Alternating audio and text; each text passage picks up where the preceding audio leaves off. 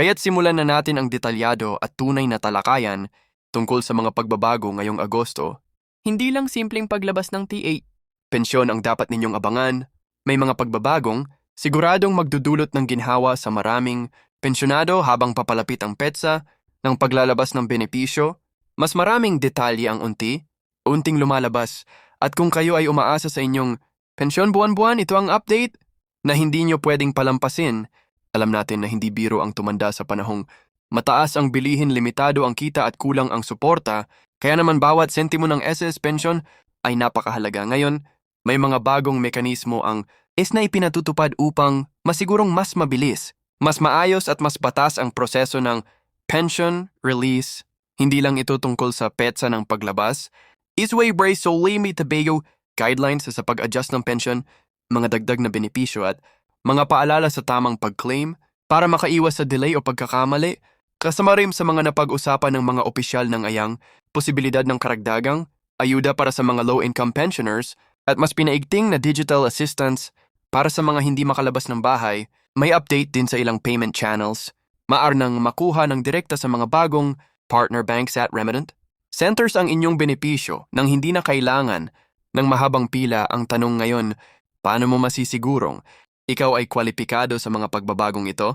Ano ang mga dokumentong kailangan mong ihanda at higit sa lahat? Kailan mo eksaktong matatanggap ang iyong pensyon ngayong Agosto? Lahat ng iyan ay sasagutin natin sa video na ito. Walang paligoy, walang click totoo. Malinaw at diretso sa punto, kaya manatili sa panonood.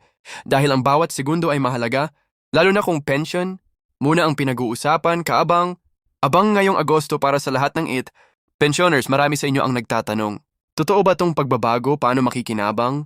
Ang mga kagaya kong matagal nang umaasa sa buwan ng pension at ang pinaka-importanting tanong, kailan ko ba talaga matatanggap ang aking East pension ngayong Agosto? Huwag kang bibitaw dahil dito natin hahatiin sa malalim, ngunit malinaw na usapan ang lahat ng sagot.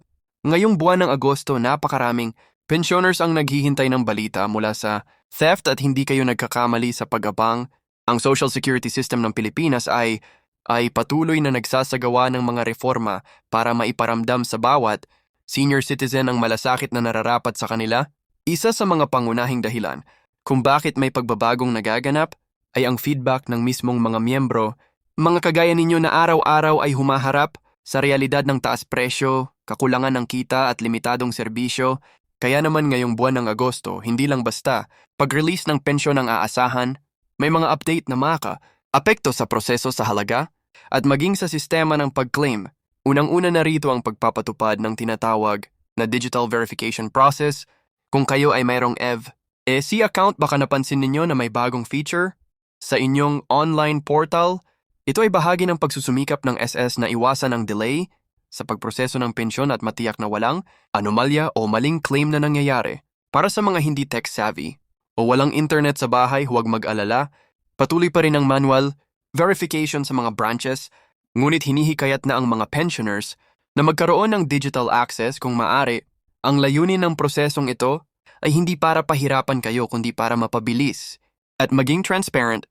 Ang sistema ang sinuwang hindi makakapag-comply ay maaring maantala ang release ng kanilang pensyon, kaya mahalagang malaman ito agad-agad. Bukod sa verification, may ilang mga bagong payment channels ang idinagdag ng S2 upang mas mapadali ang pagkuha ng pensyon.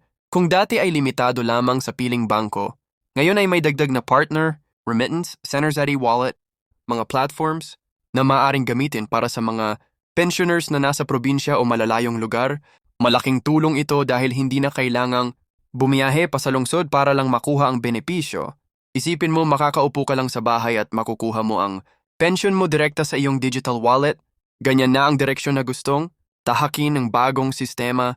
Pero heto ang isa sa mga pinaka-importanting balita na siguradong ikatutuwa ng marami. May ongoing na diskusyon sa loob ng IF ay tungkol sa Special 1A time adjustment para sa mga low-income pensioners. Bagamat hindi pa opisyal na inaprubahan, ang panukala ay nakalinya sa hangaring iangat kahit papaano ang purchasing power ng mga pensyon.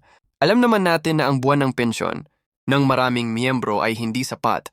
Minsan ay hindi pa nga umaabot sa ilang liityero at ito ay talagang nakakaapekto sa kalidad ng pamumuhay ng mga matatanda sa Pilipinas, kaya kung ito ay tuluyang maaprubahan, malaking ginhawa, ito lalo na sa mga may sakit, walang kaanak na sumusuporta, at sa mga umaasa lang talaga sa pensyon buwan-buwan. May update din sa schedule ng pensyon, release ngayong Agosto ayon sa opisyal na advisor mula sa Siang Mga Pensyon, na dating inaasahang lumabas sa huling bahagi ng buwan ay maagang ilalabas para ma-accommodate ang long weekend na darating. Kung kayo ay kasali sa first batch ng pension release, maaring matanggap ninyo ito as early as August 2 sa AIR, habang ang second batch ay inaasahang matatanggap ito sa pagitan ng August 2, ngunit mahalagang tandaan na ito ay maaaring magbago, depende sa bangko na pinagdaanan ng inyong claim, kaya kung kayo ay may account sa mga bangkong may updated na system, mas malaki ang posibilidad na mas maaga ninyong makuha ang pensyon. Habang maganda ang mga pagbabagong ito, hindi pa rin may iwasan na may ilang pensioners ang makakaranas ng delay. Ito ay kadalasang sani ng incomplete requirements, hindi updated na contact information o kaya ay problema sa bank account. Kaya ngayon pa lang siguraduhin ninyong updated ang inyong impormasyon sa GSSS, at kung wala pa kayong account, magtungo sa pinakamalapit na branch upang magpatulong.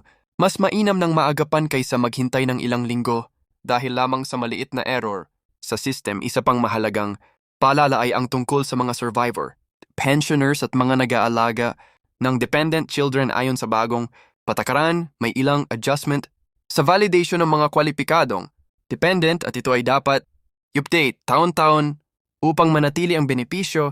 Marami kasing kaso ng overpayment na naitala sa mga nakaraang taon, at ngayon ay mas istrikto na ang sa pag-monitor.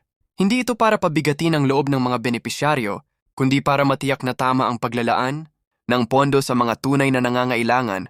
Bukod pa rito, pinaigting din ng ang kanilang senior assistance desk sa bawat branch. Layunin nitong matulungan ang mga elderly na hirap na sa paglalakad o pumipila ng matagal. Kaya kung pupunta kayo sa opisina, hanapin ang senior lane o itanong agad kung merong available na senior desk. Huwag kayong mahiyang magtanong, karapatan ninyo ito bilang miyembro at pensyonado. At kung sakaling may reklamo o concern tungkol sa inyong pensyon, mainam na idaan ito sa tamang proseso kaysa i-post agad sa social media. Mas mabilis pa ring maresolba ang issue kung ito ay dumadaan sa proper channels, lalo na kung may reference number ang inyong reklamo. Habang tuloy-tuloy ang reforma ng SS, asahan ninyo na may mga adjustment pa rin sa mga susunod na buwan. Kaya napakahalaga na laging updated ang bawat pensioner, hindi lamang sa release date, kundi pati na rin sa mga bagong pulisya. Hindi sapat na umasa lang sa chismis or sabi-sabi, dapat ay manggaling sa mismong ahensya ang impormasyon. Kaya sa mga susunod na linggo, bantayan natin ang opisyal na Facebook page at ang website ng AI para sa mga anunsyo, at syempre, dito sa ating YouTube channel sisiguraduhin naming may parating sa inyo ang bawat detalye sa paraang malinaw, makatotohanan at madaling maintindihan.